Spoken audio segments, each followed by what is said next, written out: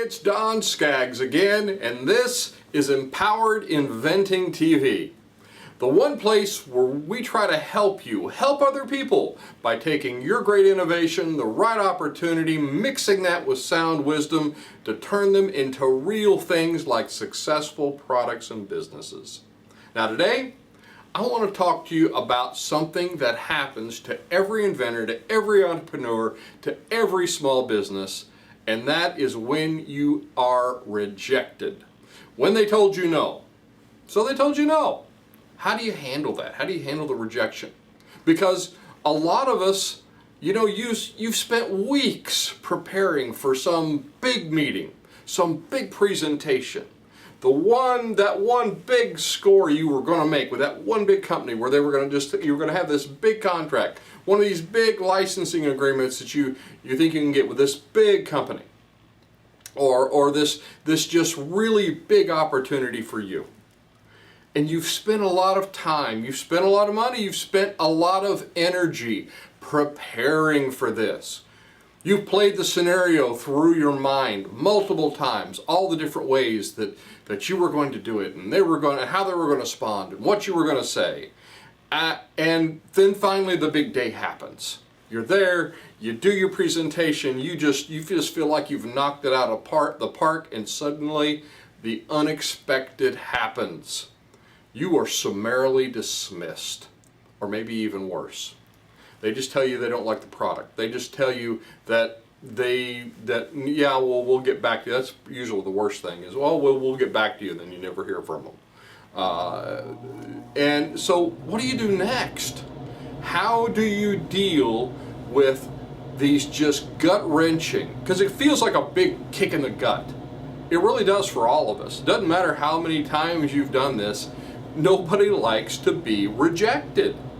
And when you're coming in with your product, especially if you're an inventor or entrepreneur, you got a startup, you feel like you got a lot riding on this. There's a lot of pressure. You feel like it's your baby, and you're going in and they're rejecting, and you feel like they're rejecting you. So number one, remember this: don't build this up too much in your head.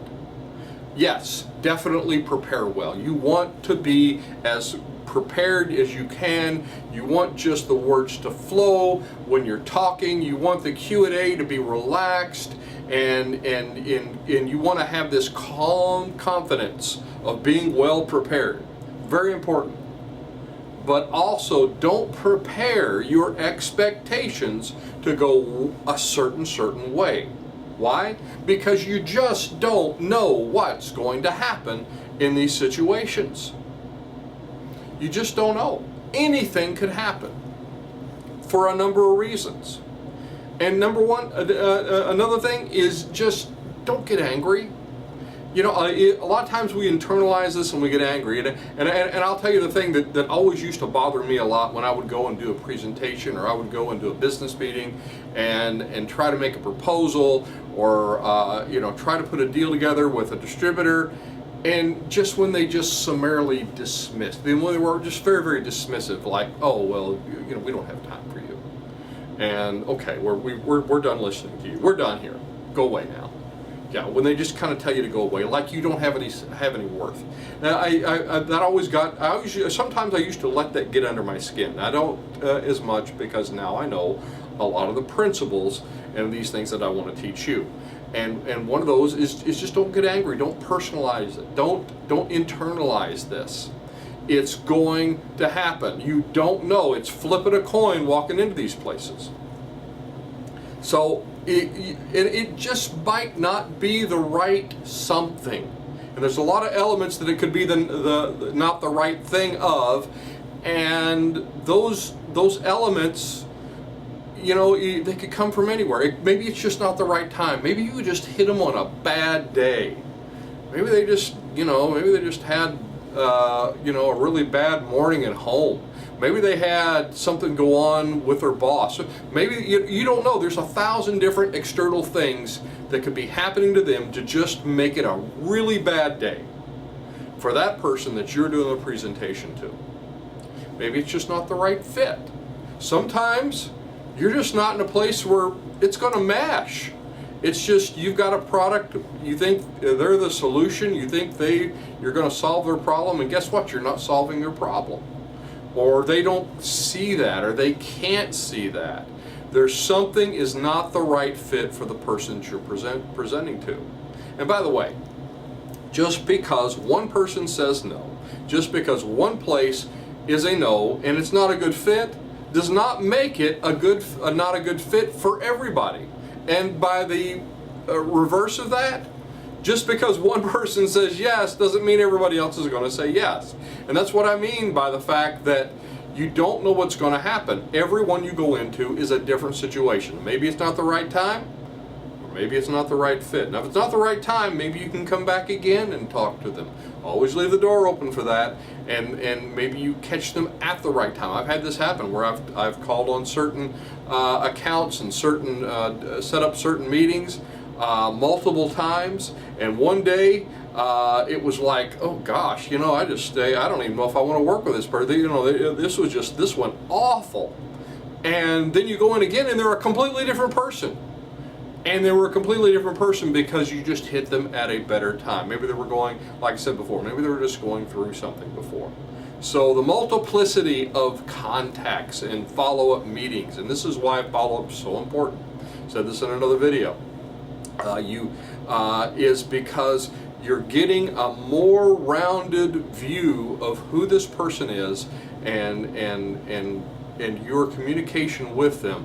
And by the way, your risk of failure goes down as you have more meetings with these people. But sometimes it's just not going to be a good fit. Sometimes it's not the right person. So maybe you just don't have the right person that can see it. Maybe your personalities just don't mesh. Maybe they're just a jerk. And maybe you can't get around them. Maybe they're the gatekeeper and you can't get through. And there's always ways to get through the gatekeeper, but sometimes you can't. And you say, okay, well, it's just this person is not going to be the person that I'm going to be able to close a deal with, or I'm going to be able to sell to, or I'm going to be able to do business with. And that happens sometimes. Everybody is not going to say yes. Everybody is not going to love you. Now, the next most valuable thing, let's say you have a no. Let's say you're rejected. But the very next valuable thing, the next most valuable thing that you can take with you is one thing, and that's feedback. Feedback is important because it's wisdom. Remember, wisdom is much more valuable than the money is. Let's say, okay, I don't get a big contract with this person. We don't sign a big deal with this company, but they give you feedback of, well, if we did it this way, or if you had this, or well, we're sure having a problem over here with this other thing. That's the feedback you need. And good feedback will help you to figure out that next thing. And what is the next thing? Well, that's my next point. If something is wrong with your product, with your pitch, with your business model, whatever it is, if you're getting multiple rejections, and all these rejections, you're getting feedback, and always, by the way, always ask for feedback. Always ask, well, what could we do to make this? In a perfect world, what would this be for you? And get that feedback and make notes and write that down. Again, that is gold. It's more valuable than gold. That's the wisdom you are getting by getting hit in the face with a rejection. There's value here, and you don't want to leave it on the table. You can't walk away with money, walk away with wisdom. So get this good feedback and find out what's wrong with your product. And by the way, when you get an aggregate of rejections and you're seeing a theme, you're seeing a common thread of what's wrong with something, fix it. Oh, Don, but my baby's perfect. You're rocking your baby, you're holding it close to you, and you're not wanting to say, oh, this is not a baby, this is a product, and it's getting rejected one place after another. And I'm hearing the same reason. I guess we need to fix this, maybe. You think? Fix it. Whatever's wrong, need to fix it. Now, don't do that for every one answer you get. Again, you're talking to a lot of different people, if you're getting a lot of rejections, if you're getting a lot of themes in this rejection, that's when you need to pay attention about pivots, about fixing it, about moving on to something, changing something about it to solve their painful problems. Now remember, this is a numbers game, and just like I said, you are talking to a lot of people. That means you're going to get a lot of no's, you're going to get a lot of these rejections.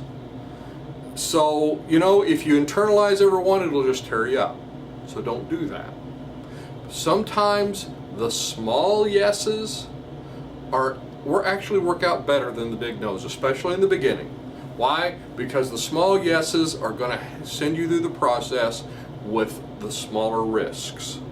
And you're learning, it's a learning process. You go through one yes, you go through one contract, you go through one deal, and maybe it's not this big grandiose thing that you had imagined, you'd envisioned you wanted the first one to be, but it's a learning experience. You're learning and you're making money at the same time. You can't beat that. And now you're really more experienced when you're going to the next one that's maybe a larger deal. So the small yeses can sometimes be very beneficial when you're starting. Just because the big guy says no doesn't mean that the little ones won't, and the little ones might be more valuable in the beginning. So anyway, I hope this is helpful for you. I'm Don Skaggs. This is Empowered Inventing TV. Be sure to like and subscribe. Check out our website for more content, more resources. If you're interested, empoweredinventing.com is the website. And I will look to see you at the next meeting, workshop, maybe one of our online classes, or on the next video.